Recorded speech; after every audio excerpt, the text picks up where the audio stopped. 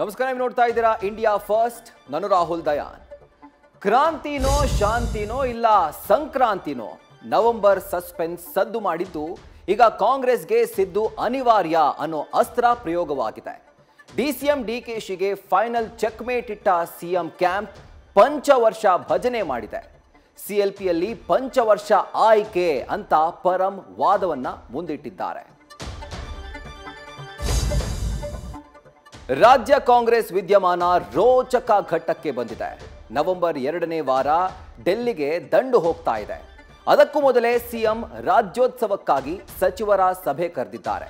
ಇತ್ತ ಅಧಿಕಾರ ಹಂಚಿಕೆ ಸಚಿವರಲ್ಲಿ ಭಿನ್ನ ನಿಲುವು ಕಾಣ್ತಾ ಇದೆ.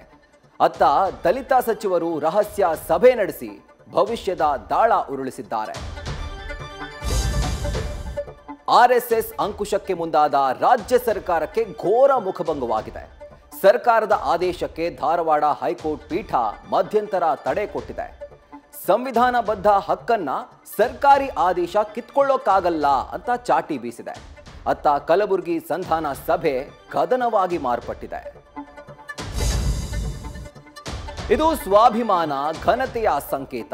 ದೇವರಾಜ್ ಅರಸು ಕಾಲದ ಪೊಲೀಸ್ ಹ್ಯಾಟ್ಗೆ ಕೋಕ್ ನೀಡಲಾಗಿದೆ.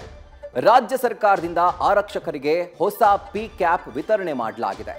ನೇವಿ ಬ್ಲೂ ಕ್ಯಾಪ್ನಲ್ಲಿ ಮಿಂಚಲಿದ್ದಾರೆ ಪೊಲೀಸರ್ಸ್. ಆತ್ಮಸ್ಥೈರ್ಯ ದಕ್ಷತೆಯಿಂದ ಕೆಲಸ ಮಾಡಿ ಅಂತ ಸಿಎಂ ಹಾರೈಸಿದ್ರು.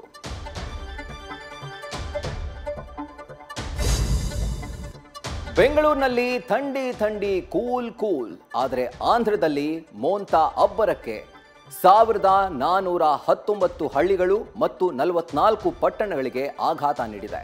50,000 ಜನರನ್ನ ಶಿಫ್ಟ್ ಮಾಡಲಾಗಿದ್ದು 65 ರೈಲುಗಳ ಓಡಾಟ ಸ್ಥಗಿತವಾಗಿದೆ. ಇತ್ತ ಒಡಿಶಾದ 9 ಜಿಲ್ಲೆಗಳಲ್ಲಿ ಹೈ ಅಲರ್ಟ್ ಘೋಷಿಸಲಾಗಿದೆ.